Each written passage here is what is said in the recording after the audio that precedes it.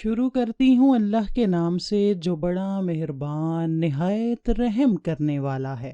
دوستو، آج کی ویڈیو میں ہم اس واقعے کا ذکر کرنے والے ہیں کہ جب یزید کی قبر کو کھدوایا گیا، آخر اس واقعے کی وجہ کیا تھی، کس نے اور کیوں یزید کی قبر کو کھولا۔ یہ واقعہ یزید کی وفات کے کتنے سال بعد پیش آیا۔ دوستو، یزید نے اپنی زندگی میں ہی اپنے بیٹے معاویہ کو اپنا جانشین مقرر کر دیا تھا۔ یزید کے 12 بیٹے اور 5 بیٹیاں تھیں، لیکن اس کو اپنے بیٹے معاویہ سے بے انتہا پیار تھا۔ اس کی تعلیم و تربیت بھی شہزادوں کی طرح ہی کی گئی۔ یزید چاہتا تھا کہ اس کا یہ بیٹا اس کا حقیقی جانشین بنے۔ یزید نے حکومت سنبھالتے ہی اپنے 2 بیٹوں خالد اور معاویہ کو اس وقت کے بہترین استاد امر المقصوص کے مکتب میں 3 سال کے لیے بھیج دیا۔ شیخ امر المقصود بھی جانتے تھے کہ یزید کا جانشین معاویہ ہے، اس لیے انہوں نے اس کی تربیت پر خوب محنت کی۔ 61 ہجری میں جب واقعہ کربلا پیش آیا تو شیخ المقصوص کو بہت تکلیف پہنچی، چونکہ آپ کا دل محب اہل بیت سے تڑپتا تھا۔ اسی لیے آپ نے یزید کے ان دونوں بیٹوں کو عظمت اہل بیت سے خوب روشناس کروایا۔ ایک طرف کربلا کا واقعہ پیش آیا اور جگہ جگہ یزید کے خلاف بغاوت اٹھنے لگی، دوسری طرف معاویہ جو یزید کا جانشین تھا، اس کی تربیت ایک سچے عاشق رسول کر رہے تھے۔ واقعہ کربلا کے تیسرے سال 683 عیسوی میں یزید عبرتناک موت سے دوچار ہوا تو معاویہ ابن یزید 20 سال کی عمر میں تخت نشین ہوا۔ جیسے ہی معاویہ ابن یزید تخت نشین ہوا تو استاد محترم کی محنت رنگ لانے لگی۔ اس نے آتے ساتھ ہی واقعہ کربلا کی تحقیقات کی اور محض 40ویں دن لوگوں کو اپنی بیعت سے آزاد کر دیا۔ بعض روایات میں معاویہ ابن یزید نے 3 ماہ تک حکومت کی۔ 20 سال کی عمر جوانی کا ایسا دور ہے کہ جب انسانی خواہشات کی منہ زوری عروج پر ہوتی ہے۔ یزید کا جانشین ہونا اور پوری اسلامی مملکت پر حکمرانی کرنا اپنے تمام جائز و ناجائز خواہشات کو پورا کرنے کے لیے بہترین موقع تھا، لیکن معاویہ بن یزید نے تخت پر بیٹھتے ہی کربلا کی تحقیقات کی اور حالات کو بہت باریک بینی سے جائزہ لیا۔ جب اس نے دیکھا کہ میرے باپ نے اسلام اور مسلمانوں کو کس قدر عظیم نقصان پہنچایا ہے تو اس نے محسوس کیا کہ وہ ایک دوراہے پر کھڑا ہے کہ حکومت کی بھاگ دوڑ تھامے رہے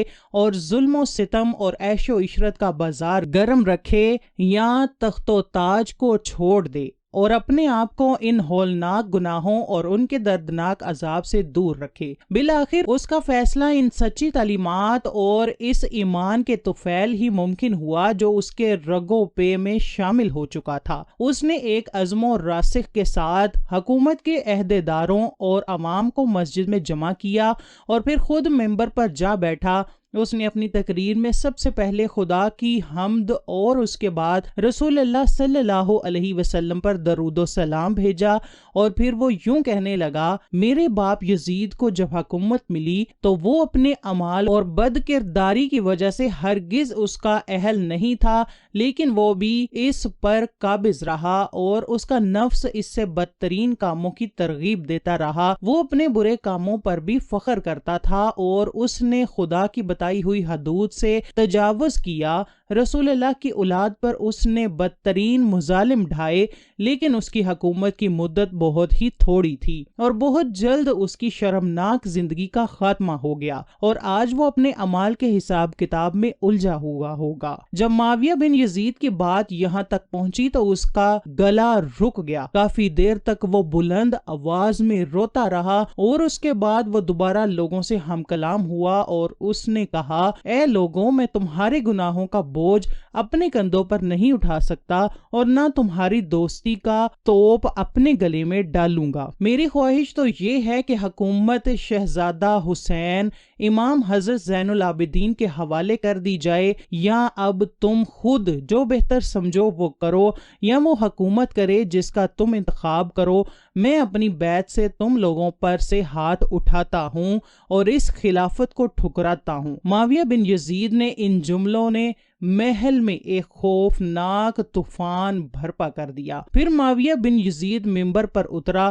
اس کی ماں اور دیگر عزیز و اقارب آئے تو دیکھا کہ روئے جا رہا ہے، تو اس کی ماں نے کہا کاش تم حیض کا چیتھڑا ہی ہوتے اور میں تمہاری خبر نہ سنتی۔ اس نے کہا خدا کی قسم میں بھی یہی چاہتا ہوں، اگر میرے خدا نے مجھے معاف نہ کیا تو میرے لیے برا ہوگا۔ اس کے بعد بنو امیہ نے اموی شہزادے مروان بن حکم کے ہاتھ پر بیعت کر لی اور اسے تخت پر بٹھا دیا۔ مروان نے اپنا دارالحکومت مستقل طور پر دمشق منتقل کر دیا۔ بنو امیہ نے شیخ عمرو المقصوص کو زندہ درگور کر دیا کہ تم نے ایسی تربیت کیوں کی کہ معاویہ بن یزید نے بھرے دربار میں بنو امیہ کو رسوا کر دیا ہے۔ اس کے چند دن کے بعد ہی معاویہ بن یزید کو زہر دے دیا گیا۔ 684 عیسوی سے 685 تک مروان بن حکم نے حکومت کی۔ پھر اس کی وفات کے بعد مروان کے بیٹے عبد الملک نے 685 سے 705 تک ایک طویل عرصے تک حکومت کی۔ پھر 705 عیسوی سے 715 تک عبد الملک کے بیٹے ولید نے حکومت کی۔ اسی کے دور میں سندھ، اندلس اور دیگر بہت سی ریاستیں فتح ہوئیں۔ اسی کے دور میں شہزادہ حضرت امام زین العابدین کو زہر دیا گیا۔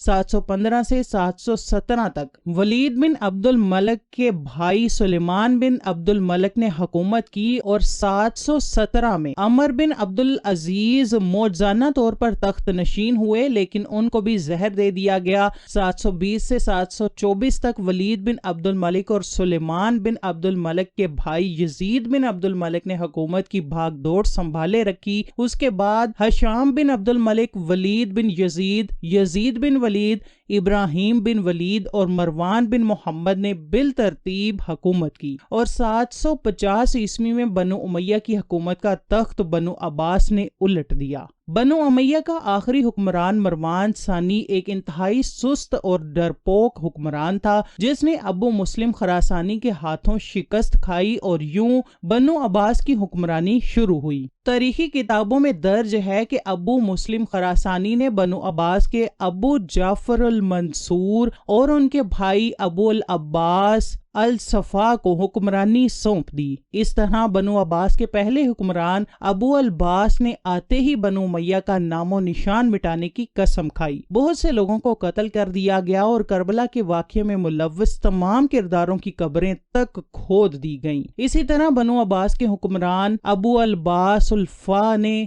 یزید کی قبر کو بھی کھدوایا، اور یہ کام اس نے اپنی نگرانی میں کروایا۔ وہ چاہتا تھا کہ یزید کو قبر سے نکالے اور اس کی لاش کو سولی پر لٹکائے۔ چنانچہ یزید کی وفات کے 65 سال بعد اس کی قبر کو اس وقت کے حکمران ابو جعفر اور ابو العباس کی نگرانی میں کھدوایا گیا، لیکن جب قبر کو کھولا گیا تو سب یہ دیکھ کر حیران رہ گئے کہ اس میں لکڑیوں کی راکھ، بدصورت کتے اور ایک اژدہے کے سوا کچھ نہ تھا۔